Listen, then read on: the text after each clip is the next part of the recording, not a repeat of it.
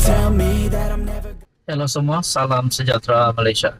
Tuan dan puan-puan yang amat dihormati, seperti yang kita sudah tahu dan sedia maklum bahwa bertarikh 27 Ogos, Muhyiddin sah dihadapkan ke mahkamah, di mana Muhyiddin Yassin, bekas Perdana Menteri, dihadapkan ke Mahkamah Session Gua Musang atas isu mempertikaikan kewibawaan yang di Pertuan Agong.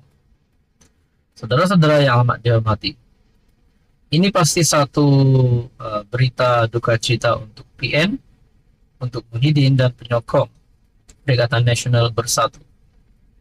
Apa yang akan terjadi kepada Muhyiddin selepas ini? Sedangkan sebelum ini ada gesaan bahwa gelaran Tan Sri Muhyiddin Yassin perlu ditarik balik. Mungkin ada juga menggesa Muhyiddin Yassin letak jawatan sebagai Presiden Bersatu, sebagai pengurus CPN. Muhyiddin minta dibicara atas tuduhan menghasut. Pengerusi Perikatan Nasional Muhyiddin Yassin minta dibicarakan atas pertuduhan menghasut. Dia mengaku tidak bersalah selepas pertuduhan dibacakan kepadanya di Mahkamah Session Gua Musang di hadapan Hakim Nik Muhammad Tarmizi, Nik Muhammad Syukri. Pertuduhan yang didakwa mengikut Section 4 dalam kurungan 1 Akta Hasutan kerana melakukan hasutan adalah atas ucapannya di Felda Perasu pada 14 Ogos. Berkaitan dengan ini, tuan-tuan dan puan yang amat dihormati, rupanya ada gesaan kepada Muhyiddin. Ahli Majlis Kerja Tertinggi UMNO Muhammad Fuad Zarkashi, Muhyiddin patut contohi Najib, letak jawatan sebelum dihukum bersalah. Adakah dengan ini Muhyiddin Yassin sebenarnya dah jadi Najib yang kedua? Itu menjadi persoalannya. UMNO, MKT UMNO Muhammad Fuad Zarkashi menyarankan Muhyiddin letak jawatan sebagai Presiden Bersatu dan pengurus CPN. Katanya, bekas Perdana Menteri itu yang didakwa di Mahkamah Session atas tuduhan mengeluarkan perkataan menghasut di Felda Perasu di Gua Musang pada 14 Ogos lalu tidak wajar, menjadikan alasan dia belum dihukum bersalah untuk tidak berundur.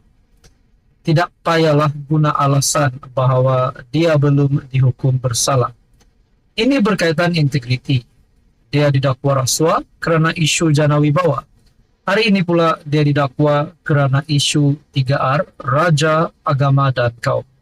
Menantunya belum menyerah diri dan bersatu kala teruk di Nenggiri, katanya dalam satu hantaran. Ini adalah serangan yang diterima oleh Muhyiddin Yassin. Serangan demi serangan diterima oleh Muhyiddin Yassin.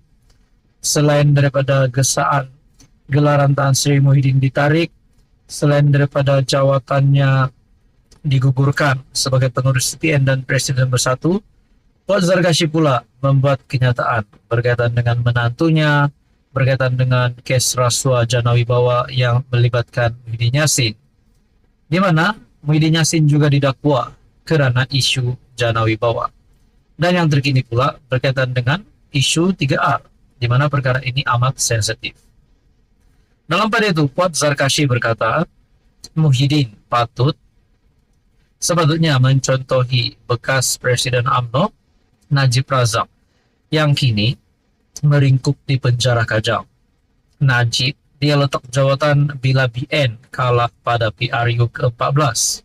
Ketika itu dia belum didakwa. Tetapi kenapa dengan baggage yang berat masih mahu kekal jawatan? Pas pula bisu kerana masih keliru siapa Dajjal sendirinya. Sebelum ini, di label teruk daripada Dajjal, Presiden UMNO Ahmad Zahid berkata, pada hakikatnya yang bersifat Dajjal ialah PAS sendiri. Presiden PAS Abdul Hadi Awang menyifatkan UMNO sebuah parti rosak dan meneruskan agenda kebendaan bagi menegakkan kerajaan. Saudara-saudara, adakah dengan ini adalah satu kehancuran kepada PN kepada Bersatu dan PAS. Saudara-saudara, berkaitan dengan ini, apa komen Anda? Halo semua, salam sejahtera Malaysia, tuan-tuan dan puan yang amat dihormati. Saudara-saudara, terima kasih kerana terus setia dan bersama di dalam channel ini. Ada satu persoalan yang timbul selepas Malaysia Kini dalam satu artikel bertarikh 27 Ogos. Pendakwaan minta Daim periksa kesihatan mental. Adakah Daim Zainuddin berisiko untuk menjadi orang yang tidak waras, orang yang tidak siuman, ataupun kasar bahasa, dah jadi orang yang tak waras, dah tak rasional, dah tak boleh berfikir? Kerana timbul berita ini di mana pendakwaan yang meminta Daim Zainuddin, bekas Menteri Kewangan, untuk periksa kesihatan mental. Tuan-tuan dan puan, seperti yang kita tahu, baru-baru ini nama bekas Menteri Kewangan Daim Zainuddin disebut ramai semula berkaitan dengan isu Menara Ilham, berkaitan dengan pengisytiharan harta dan beberapa keputusan daripada SPRM. Perkongsian daripada Malaysia Kini bertarikh 27 Ogos, pendakwa raya meminta Daim Zainuddin menjalani penilaian mental untuk menentukan sama ada dia layak untuk dibicarakan bagi kes pengisytiharan asetnya. Timbalan pendakwa raya Wan Shaharuddin Wan Ladin memberitahu Mahkamah Session Kuala Lumpur bahawa laporan hospital Asunta mendiagnosis lelaki berusia 86 tahun itu menghidap pelbagai stroke. Saudara-saudara, di saat usia Daim Zainuddin yang sudah 86 tahun, adakah beliau menghadapi pelbagai penyakit? Seperti yang kita tahu, mata sebelahnya sudah disahkan buta sebelum ini, dan laporan hospital Asunta yang mendiagnosis Daim Zainuddin membuat kenyataan dalam satu keputusan di mana Daim Zainuddin menghidap pelbagai stroke. Pendakwa raya mengambil maklum bahawa pemeriksaan hospital swasta mendapati keadaan bekas Menteri Kewangan itu menjejaskan langkahnya yang mengakibatkannya kerap terjatuh. Mahkamah boleh mengarahkan Daim dihantar untuk pemeriksaan keadaan mentalnya di hospital kerajaan yang diwartakan. Kalau nak cakap Daim kritikal, mungkin kalau beliau kalah di mahkamah, kita dah boleh cakap dia kritikal. Namun kalau dalam keadaan kesehatannya, menurut Anda, apa komen Anda? Sekiranya kita kata, adakah Daim Zainuddin kritikal berkaitan dengan keadaan kesehatannya yang menghidap berbagai stroke dan juga kerap kali jatuh, begitu juga mata sebelahnya buta, dan yang terkini pendakwaan pula meminta Daim Zainuddin periksa kesehatan mental. Nak cakap Daim gila pun, rasanya tak juga.